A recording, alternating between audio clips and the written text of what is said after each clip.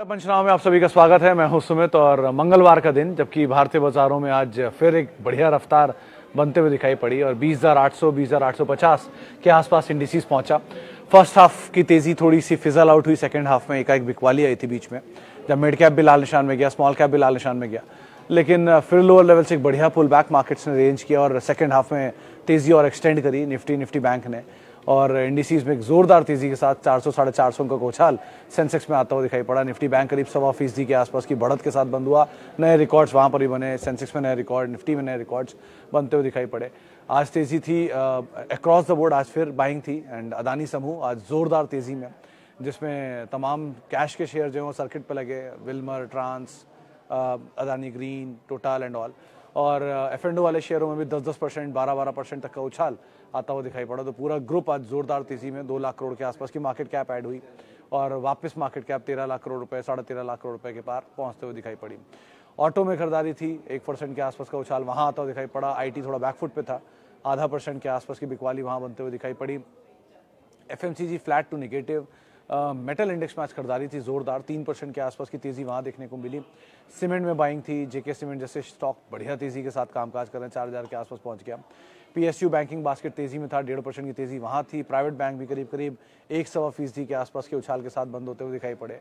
और मतलब जो मोमेंटम है मार्केट का वो अभी भी तेजी को ही चेस कर रहा है। 21,000 के आसपास अब इंडेक्स आने की बातचीत हो रही है मार्केट में। न्यूज़ फ्लोज ड्रिवन हो या फिर ट्रिगर ड्रिवन हो, कैसी भी तेजी हो बाजार में भी फिलहाल तो बनी हुई है और FI फ्लो कंटिन्यूसली मार्केट के अंदर आ रहा है। सो स्ट्रॉन्ग मार्केट में अपमूव, और लोअर लेवल से आज जो सेल ऑफ था उसको खरीदा गया, स्पेशली मिड कैप में 0.5% ऊपर मिड कैप इंडेक्स जाके बंद हुआ। स्मॉल कैप इंडेक्स भी करीब 0.5% ऊपर जाकर बंद हुआ। सो अच्छी रिकवरी इन दोनों इंडिसेस में लोअर लेवल से देखने को मिली। ट्रिगर्स के लिहाज से MPC आउटकम कुछ समय बाद जिसको अवेट करेगा बाजार, और बाकी तो एज सच कोई बड़ा ट्रिगर नहीं है, इसको मार्केट अभी देख रहा है, लेकिन हाँ FI फ्लो बना हुआ है तो उसको ज़रूर ध्यान रखिए। और event based, trigger based, sector based stocks जो है वहाँ पर अपमूव है। आज वैसे एक अच्छी चीज़ थी कि लार्ज कैप में बाइंग आई, तो HDFC बैंक, SBI दोनों में आज जोरदार तेजी थी। वैल्यू भी है, ऑब्वियसली बात है SBI और HDFC बैंक में, तो वैल्यू कोई बाजार ने आइडेंटिफाई किया और उसके दम पर भी खरीदारी बनते हुए दिखाई पड़ी। तो ये दोनों स्पेस जहाँ पर अच्छी तेजी थी। IT थोड़ा बहुत अपटिक लोअर लेवल से आया लास्ट आवर में, लेकिन मिड कैप IT में हेवी सेल ऑफ आज देखने को भी मिला। तो इस तरह से आज पूरा मार्केट शेप अप होता हुआ दिखाई पड़ा।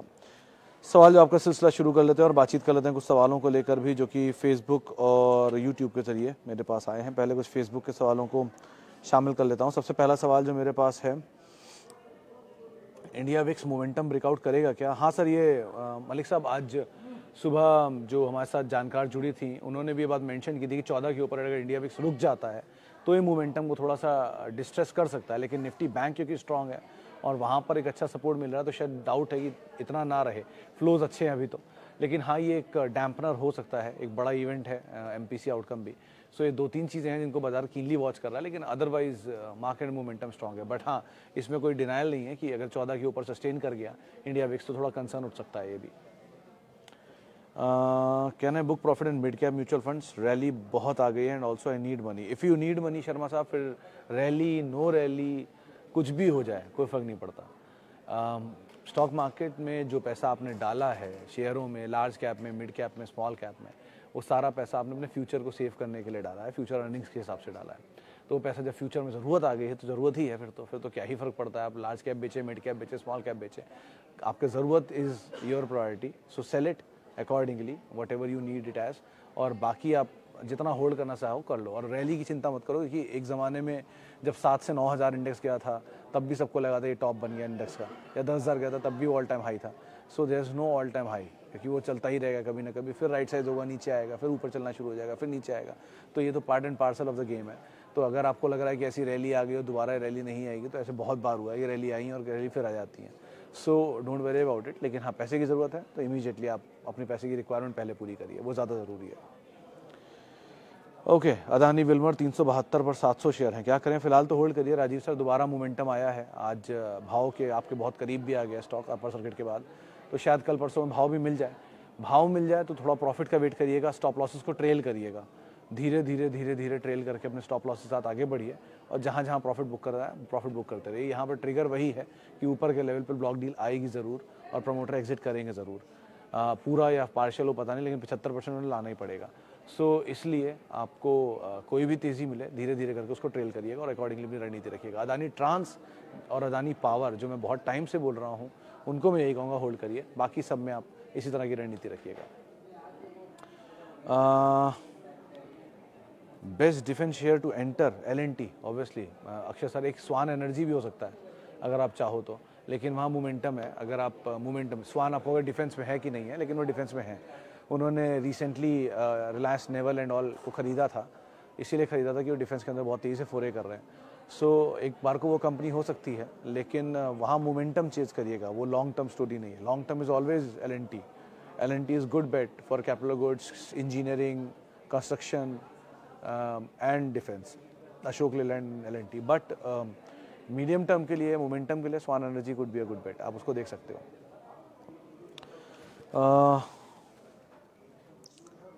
विच इंडेक्स म्यूचुअल फंड, इसके लिए सर ज़्यादा बेटर लक्ष्मण सर, आप 6:30 बजे शाम को शो आता है, उसमें टॉप 5 फंड या टॉप 6 फंड आखिरी में बताए जाते हैं, वहाँ पे आपको सही रणनीति मिल जाएगी। मैं क्योंकि म्यूचुअल फंड के लिए सही आदमी नहीं हूँ, आई ऑलवेज ट्रैक इक्विटीज़, तो मैं डायरेक्ट इक्विटी आपको बता सकता हूँ, लेकिन म्यूचुअल फंड नहीं। सो अगर आपको म्यूचुअल फंड का बेस्ट फंड चाहिए तो ठीक 6:30 बजे आप लगा लीजिए, 7 बजे के अराउंड, 6:50 के अराउंड वो टॉप 5 फंड बताते हैं, आप वो टॉप 5 फंड ले लीजिए। किसी भी तरह का निवेश हो उसमें आप इजीली पैसा डाल सकते हैं। सो वहाँ पे अलग अलग हेज करके तरीके से बताते हैं, तो वो ज़्यादा बेटर आपके लिए लेवल रहेगा। तो आज शाम 6:30 भी बताया जाएगा, तो आप उस समय देख लीजिएगा, ज़्यादा बेटर है। In future Tata Tech merger with Tata Elxsi, any news from management? तो दास साहब, इन फ्यूचर तो जो फ्यूचर में होगा वो पता चलेगा। अभी तक मैनेजमेंट ने कोई टिप्पणी ऐसी नहीं की है, लेकिन अटकलें बाजार में बहुत तेज है कि ये होगा, क्योंकि इनका जो मेजर क्लाइंट है वो जगुआर है, और जगुआर दोनों के लिए क्लाइंटेल है, दोनों का मेजर क्लाइंट है। तो अगर जगुआर दोनों को बिजनेस ला के दे रहा है तो, और सेम सा बिजनेस हो रहा है, रिपीटेटिव सा, तो मर्ज हो जाने का लॉजिक तो है। लेकिन ये अभी के लिए it's too early to say anything. अभी तो टाटा टेक लिस्ट हुई है, सो अभी तो ऐसा कुछ नहीं होने वाला, लेकिन फ्यूचर है, फ्यूचर में कुछ भी होता है। TCS में मर्ज हो जाए दोनों के दोनों, कौन जानता है ये बात, क्योंकि IT हेड तो वही है वहाँ का। सो कारोबार अलग है, ये वो हो सकता है उनकी सब्सिडरी बना दिया जाए, ऐसा भी हो सकता है। सो कुछ भी हो सकता है। तो फ्यूचर तो is uncertain, you can not bet on future, but हाँ प्रेजेंट के लिए आप ऐसी अटकलें लगा रहे हैं तो एक बार को पॉसिबिलिटी दिखाई पड़ रही है, लेकिन होगा कि नहीं ये समय बताएगा, मैनेजमेंट बताएगा। अभी उन्होंने ऐसा कुछ भी नहीं कहा है। Can we average Happiest Mind Nazara tech? Happiest Mind you can, Nazara tech you can avoid. और वैसे भी जब शर्मा साहब को पैसे की जरूरत है तो क्यों मिड कैप के शेयरों में एवरेज करने में लगे हो? पहले पैसे की रिक्वायरमेंट पूरी करो ना, उसके बाद एवरेज करने की कोशिश करना। ओके, जियो फाइनेंशियल 5000 शेयर एट 230। तो सिंह साहब, आज तो चला था जियो फाइनेंशियल, एक ब्लॉक हुआ, उसके बाद अच्छा मूव था, 6-7% के आसपास की तेज़ी आई थी।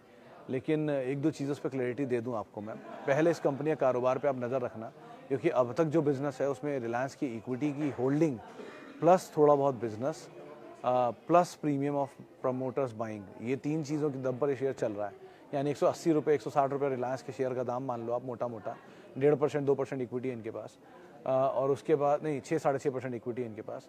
और उसके बाद आता है वो लेवल जहाँ पर थोड़ा बहुत कारोबार का 20-30 रुपया पर शेयर, और उसके बाद आता है फिर जहाँ प्रमोटर ने बाय किया, यानी कि 210, 208, 210 की रेंज।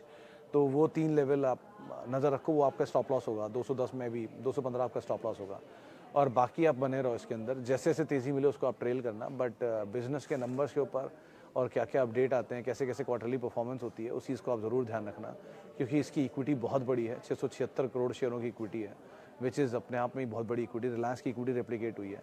सो इस चीज़ को ध्यान रख के ही यहाँ कोई भी कॉल लेना लॉन्ग टर्म के हिसाब से। बाकी किसी भी निवेश से पहले वित्तीय सलाहकार की राय ले लें, क्योंकि ये चैनल रिलायंस इंडस्ट्रीज़ का है।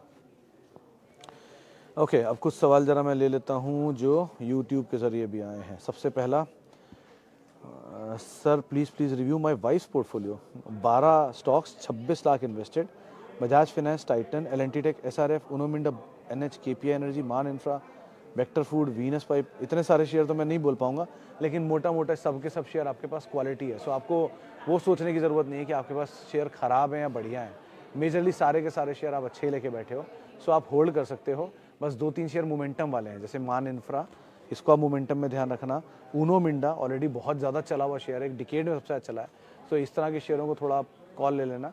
बाकी शेयरों में आप बने रहो, कोई दिक्कत नहीं है। जहाँ जहाँ तेज़ी मिलती जाए कैपिटल निकालते जाना, और फ्री का शेयर रखते जाना, ये सबसे अच्छी चीज़ है।